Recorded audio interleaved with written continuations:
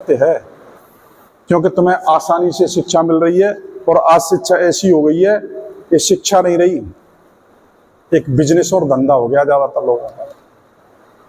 मैं मानता हूं शिक्षा के बदले में गुरुदक्षिणा देनी होती है, लेकिन ऐसे भी नहीं कि भाड़ में जाए। कोचिंगों में जैसे जाते हैं, कितने पैसे, 5,000 जेब में रख लिए, कल ते आ रहा है नहीं आ रहा है, क्या पढ़ रहा है क्या नहीं पढ़ रहा है, उसे कोई मतलब नहीं।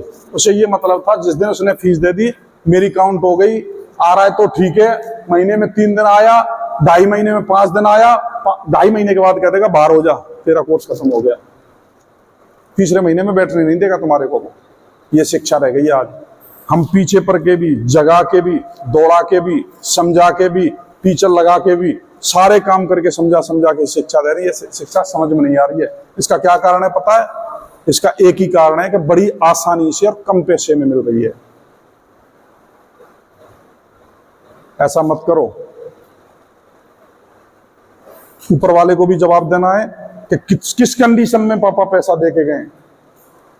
भोजन का पैसा देने में भी कतरा रहे थे, उसके अलावा जो भी खर्च हो रहा है उसको मैं कर रहा हूं। ईमानदारी की बात कह रहा हूं। अगर कोई मेरे से कहे कि मेरे परिवार में आज की डेट में 12 बच्चे ऐसे हैं जिनकी ज्वाइनिंग नहीं हुई है, उन 12 बच्चों को इस तरीके से पढ़ा के नौकरी का कोई ठेका लेता है तो मैं देने के लिए तैयार हूं। उससे महान आदमी दुनिया में किसी को नहीं मानूंगा कि मेरे बच्चे को पैसा जेब से खर्च करके नौकरी लगा रहा है। इससे बड़ा बढ़िया आदमी कौन मिल सकता है मुझे? भोजन तो मैं घर पे भी दे रहा हूं बच्चे को, वो भोजन वहां पे बंद हो गया, उसका सेविंग हो गया, जो पैसा सेव हुआ वो यहां पे मैंने जमा कर दिया, मेरी जेब से क्या गया? कुछ नहीं। शिक्षा फ्री में मिल रही है, नौकरी लग जाए तो पैसा देना, नहीं लगे तो कुछ नहीं देना है। इससे ज्यादा बढ़िया क्या हो सकता है भाई? क्या हो सकता है मुझे बताइए? कौन सा स्कूल है, मुझे नाम बताइए उसका। मैं जाकर के सबका तुम्हारा एडमिशन कराया था, मैं बाहर जाके बैठ जाता हूं, क्योंकि आसानी से मिल रही है और सिर्फ खाने में मिल रही है। इसलिए अगर यही शिक्षा की फीस 2.5 लाख रुपए पहले होती ना, तुम्हारी आंखें नहीं खुलती। इतना पढ़ते तुम लोग, पता लग जाता कि 2.5 लाख खराब हो जाएंगे 1 साल के बाद में, और सीखकर झुंझुनू कुचामन चले जाना। 2.5 लाख से नीचे फीस नहीं है। एक भी दिन नौकरी लगो या मत लगो, 2.5 लाख उनकी जेब में आ जाएंगे। और यहां जेब में तब आएंगे जब तुम लग जाएंगे। मैं खुद को जगाने के लिए फीस पीछे रखी है मैंने, कि मैं ढीला ना हो जाऊं। मैं ढीला हो गया तो ये नौकरी नहीं लग पाएंगे। फिर भी तुम नहीं जग रहे हो, भगवान भी भला नहीं करेगा तुम्हारा। ऐसे मां बाप को दोषी ठहरा रहे हो जिन्होंने सिर्फ भोजन का पैसा देकर के यहां पे छोड़ के गए तुम्हारे को। भर प्रयास है उनका, एक एक के घर से फोन आता है, ये कहते हैं सर हाथ जोड़ के निवेदन कर रहे हैं आपसे, कैसे भी इसको लाइन पर लेकर के कैसे भी इसको नौकरी लगा दीजिए। किसान बारिश की वाट देखता ना, ऐसे बच्चे की वाट देख रहे हैं किस दिन मेरा बच्चा नौकरी लग जाए।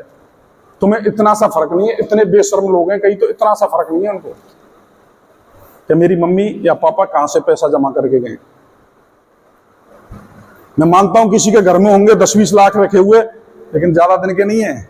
अगर तुम्हारे जैसा सपूत हुआ ना, 2 साल में बराबर कर देगा सबको। उन पैसों से कोई मतलब नहीं होना चाहिए। अगर 10 लाख जमा किए पापा ने तो वो उनके काम आने चाहिए। मैं मेरी मेहनत से कमाऊंगा, उससे आगे बढ़ूंगा, ऐसी सोच होनी चाहिए। विदेशों में 18 साल का होने के बाद में बच्चे से कोई संपर्क नहीं रह जाता माँ बाप का। 18 से 20 साल का हुआ, छोड़ देते हैं, तेरी मर्जी, आप पढ़ाई करे, कहां शादी करेगा कहां रहेगा मुझे नहीं पता, मेरे यहां से बरी है। और कभी किसी को ढूंढने की जरूरत नहीं होती कि वो कहां शादी करने जा रहा है, क्या कर रहा है क्या नहीं कर रहा है। उसने किया, पसंद किया, ओके राइट, ठीक है, हम आ जाएंगे शादी में, तू शादी तैयार कर। वो शादी खुद के पैसे से करता है, कमा करके। हिंदुस्तान है जो 7 पीढ़ियों का ठेका लेता है। अकेला देश है हिंदुस्तान जो 7 पीढ़ियों का ठेका लेता है शादी का, बाकी कहीं कोई ठेका नहीं लेता। मैं सोचता हूं मेरे पंथी भी करोड़पति में जिंदगी गुजारे और सबकी शादियां करके जाऊं मैं, जबकि पता एक पल का नहीं है कि यहां से सीढ़ियों से उतर के जिंदा रहूंगा या मरूंगा। इसलिए जितना दिया है भगवान ने अच्छा दिया, उसमें सब्र करो, मेहनत करो, अच्छी तरह से मेहनत करो। आज का दिन जियो, खुशी से जियो और पूरी मेहनत से और शिद्दत से जियो। ये समय है, इसको पहचानो, नहीं समय अपनी पहचान करा देगा तुम्हें।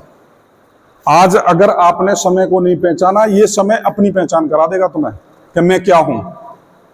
उस दिन तुम्हारे आंसू इस दाढ़ी है क्या रखी है ना, इसमें से गिरेंगे नीचे। और मैंने देखे हैं बहुत सारे लोगों के। इसलिए कहता हूं मेहनत कर लो, वक्त है। संगति का सबसे बड़ा फर्क होता है,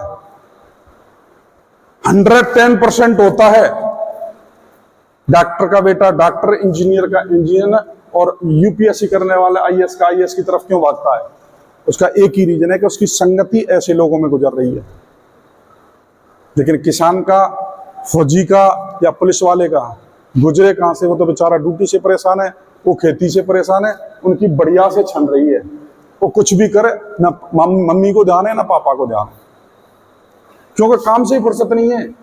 और जिस पर जमीन नहीं है वो बेचारा सुबह निकल जाता कमाने के लिए, शाम को लेके आता, तब तुम्हारा पेट पालन करता है। और उस कंडीशन में बढ़िया जींस पैंट पहन करके और ऐसे करके अंबानी के बेटे नजर आते हो तुम। पापा फटी हुई पहन के काम चला रहा है खेती में, सर्दी का मौसम होता है, तुम रजाई पढ़ाई करते हो यहाँ पे, वो इतने पानी में सरसों में पानी लगा रहा होता है। कभी एक बार सोचा उसके बारे में कि इतनी ठंड में मेरा पैर बाहर हो जाता है तो मैं अंदर ढक लेता हूं, लेकिन पापा पानी में इस टाइम पे सरसों में पानी लगा रहा है? कभी सोचा? अगर सोचा होता तो ये कंडीशन नहीं होती। सबसे टॉप के अव्वल नंबर के स्टूडेंट होते आप लोग। अपने जमीर को मत मरने दो, अपनी आंखों के पानी को कम मत होने दो। बहुत आसान है अपने आप को बिगाड़ना, एक जन्म कम पड़ जाता है अच्छा इंसान बनने में। भगवान से दुआ करो, अच्छे पेरेंट्स दिए, इस चमड़ी का एक एक रोम बिक्री कर दोगे ना, तब माँ बाप का कर्ज नहीं चुका सकते आप लोग। एक एक रोम को बिक्री करने के बाद भी गलती से गरीब जन्म हो गया, गरीब घर में गरीब मर जाओ, तो तुम्हारी बेवकूफी है। इतनी ताकत पैदा करो, गांव में सबसे ऊंचा मकान तुम्हारा होना चाहिए, और कर सकते हो, क्योंकि एक ह्यूमन आदमी जिसने जिंदा है, माइंड सही है उसका, 8 अरब से ऊपर की उसकी बॉडी की कीमत होती है, और वो तब सबकी है तुम्हारी, लेकिन पहचान नहीं रहे हो। कोई कहीं से भी कैसे भी, मुझे नहीं पता कैसे, जरूरी नहीं है कि नौकरी करके ही, कैसे भी माइंड लगाओ, इतना पैसा कमाओ, ये कह जाए घर वाले भगवान 10 जन्म तक ही हमारा बेटा पैदा हो और हमारे घर में हो। सब कर सकते हो, बस थोड़े से इंटरेस्ट के लिए, थोड़े से स्वाद के लिए, थोड़ा स्टेटस दिखाने के लिए एक ही काम करते हो, गंदगी की तरफ भागते हो। जो नहीं करना चाहिए उसकी तरफ भागते हो।